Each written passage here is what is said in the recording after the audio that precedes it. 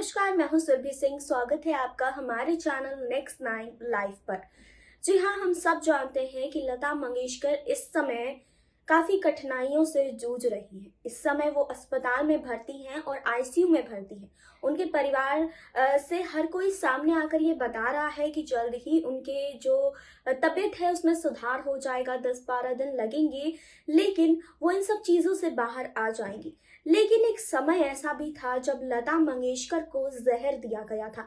आखिर कौन था वो शख्स जो लता मंगेशकर को मारना चाहता था? आखिर कौन था वो शख्स जो नहीं चाहता था कि लता मंगेशकर इस दुनिया में रहे, जिस वजह से उन्हें जहर दिया गया था? इस बात का जिक्र खुद लता मंगेशकर ने अपने एक इंटरव्यू में किया है। अपने इंटरव्यू में उन्होंने बताया है कि आखिर कौन था वो शख्स जिसने उन्हें जहर दिया था और कौन उन्हें मारने की कोशिश कर रहा था। आज इस रिपोर्ट में हम आपको उस शख्स के बारे में भी बताएंगे और वो किस्सा भी सुनाएंगे जब लता मंगेशकर को बुरी तरह से जहर दिया गया था और उन्हें मारने की कोशिश की गई थी। लेकिन यहाँ नहीं, आगे इस रिपोर्ट में। लता मंगेशकर एक बेहतरीन गायक हैं और इस समय वो कोरोना संक्रमित हो चुकी हैं। इस समय लता मंगेशकर अस्पताल में भर्ती है और उनकी उम्र को देखते हुए उन्हें आईसीयू में रखा गया है। हालांकि डॉक्टर्स का कहना है कि उनमें लक्षण हल्के हैं और वो पहले से बहुत बेहतर हैं। वहीं अब कई लोग उनके ठीक होने की दुआओं में लगे हुए हैं। लता के देश ही नहीं बल्कि विदेशों में भी इनके चाहने वाले मौजूद हैं। इनकी आवाज़ का जादू चारों दिशाओं में गूंजता है। लेकिन क्या आप जानते हैं कि एक बार लता मंगेशकर को मारने के लिए जहर दिया गया था? जी हाँ, सुनकर आपको यकीन तो नहीं हो रहा होगा, लेकिन ये है बिल्कुल सच। लता मंगेशकर के बारे में हमेशा से ये चर्चा रही है कि जब वो 33 साल की थी तो उन्हें किसी ने जहर देकर मारने की कोशिश की थी। जी दरअसल आजकल लता मंगेशकर अब फिल्मी दुनिया से दूर रहती हैं। हालांकि एक बार उन्होंने मीडिया को इंटरव्यू दिया था जिसमें उन्होंने ये सारी बातें बताई थी। लता मंगेशकर ने इंटरव्यू में कहा था कि हम मंगेशकर्स इस बारे में बात नहीं करते क्योंकि ये हमारी ज़िंदगी का सबसे भयानक दौर था। साल 1963 में मुझे इतनी कमज़ोरी महसूस होने लगी कि मैं 3 महीने तक बेड से बहुत मुश्किल से उठ पाती थी। हालात ये हो गया था कि मैं अपने पैरों से चल फिर भी नहीं सकती थी। इसके बाद लता मंगेशकर का लंबा इलाज चला था। उनसे पूछा गया कि क्या डॉक्टर्स ने उन्हें कह दिया था कि वो कभी गा नहीं पाएंगी। इसके जवाब में लता मंगेशकर ने कहा कि ये सही नहीं है, यह मेरे धीमे जहर के इर्द गिर्द बुनी गई एक काल्पनिक कहानी है। डॉक्टर ने मुझे नहीं कहा था कि मैं कभी नहीं गा पाऊंगी। मुझे ठीक करने वाले हमारे पारिवारिक डॉक्टर और पी कपूर ने मुझसे ये कहा था कि वो ठीक करके रहेंगे। लेकिन मैं साफ कर देना चाहती हूँ कि पिछले कुछ सालों में ये गलत फहमी हुई है। मैंने अपनी आवाज़ नहीं खोई थी।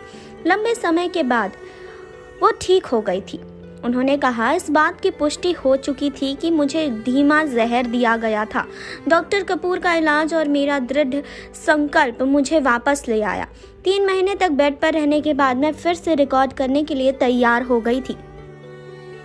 लता मंगेशकर की माने तो उनकी रिकवरी में मसरूफ सुल्तानपुरी की बहुत अहम भूमिका रही है। वे बताती हैं कि मसरूफ साहब हर शाम घर आते और मेरे बगल में बैठकर कविताएं सुनाकर मेरा दिल बहलाया करते थे। वे दिन रात व्यस्त रहते थे और उन्हें मुश्किल से सोने के लिए कुछ वक्त मिलता था, लेकिन मेरी बीमारी के दौरान वे हर दिन आते थे। यहाँ तक कि मेरे लिए डिनर में बना सिंपल खाना भी वो खाते थे और मुझे कंपनी भी देते थे। अगर मसरूफ साहब ना होते तो मैं उस मुश्किल वक्त से उबरने में सक्षम नहीं हो पाती।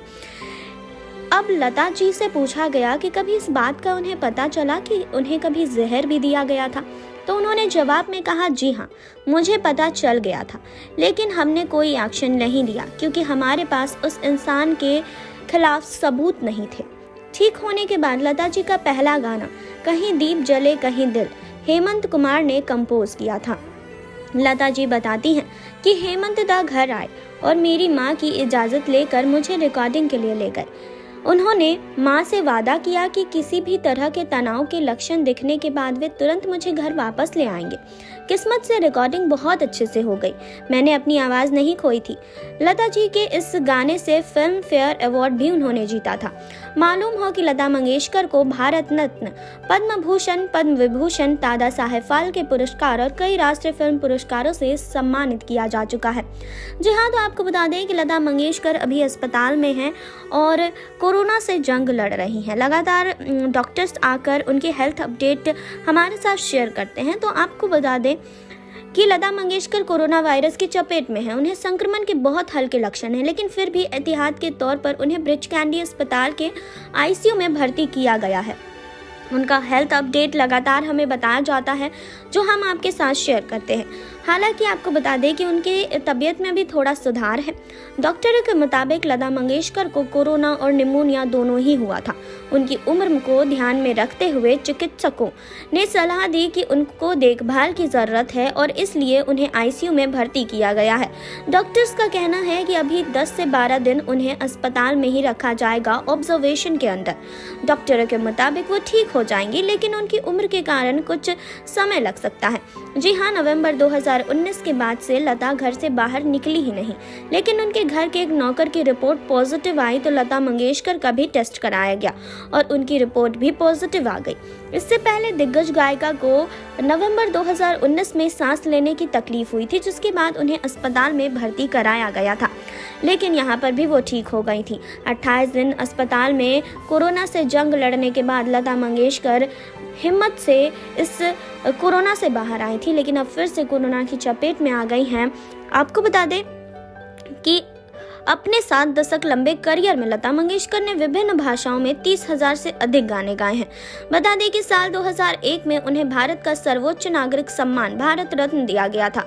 उन्हें साल 1989 में दादा साहेब फाल्के पुरस्कार से भी सम्मानित किया जा चुका है। जी हाँ, अभी कोरोना से जंग लड़ रही हैं लता मंगेशकर। लोग उम्मीद कर रहे हैं कि वो जल्द इस बीमारी से लड़कर और एक फाइटर की तरह वापस आ जाएं, क्योंकि पिछली बार भी जब 28 दिनों के लिए वो अस्पताल गई थी, इसी तरह उन्हें सांस लेने में तकलीफ हो रही थी, लेकिन इन सब चीजों से लता मंगेशकर बाहर आ गई थी। आपने देखी अभी ये रिपोर्ट, आपने जाना लता मंगेशकर के बारे में, आपने जाना कि लता मंगेशकर को जहर देकर मारने की कोशिश की गई थी। जी हाँ, कोई नहीं चाहता था कि वो गाना गाएं, आगे बढ़े, लेकिन धीरे धीरे जब इलाज होना शुरू हुआ, उनकी आवाज़ वापस आई और इन सब चीज़ों से वो उबर भी गई। जी हाँ, तो अब कोरोना से जंग लड़ रही हैं, अस्पताल में भर्ती हैं, लेकिन अब यहाँ लोग उम्मीद कर रहे हैं कि जल्द ही लता मंगेशकर अस्पताल से बाहर आ जाए और जैसे वो हमारे साथ गाना गाती थी, हमारे लिए गाना गाती थी, वैसे ही गाना गाएं। फिलहाल तो कोरोना से जंग लड़ रही हैं, 10-12 दिन उन्हें और लगेंगे डिस्चार्ज होने में। तो फिलहाल इस रिपोर्ट को लेकर आपका क्या कहना है, कमेंट बॉक्स में हमें बताएं। जुड़े रहिए हमारे साथ, लाइक कीजिए, सब्सक्राइब कीजिए, बेल आइकन दबाना बिल्कुल ना भूलें।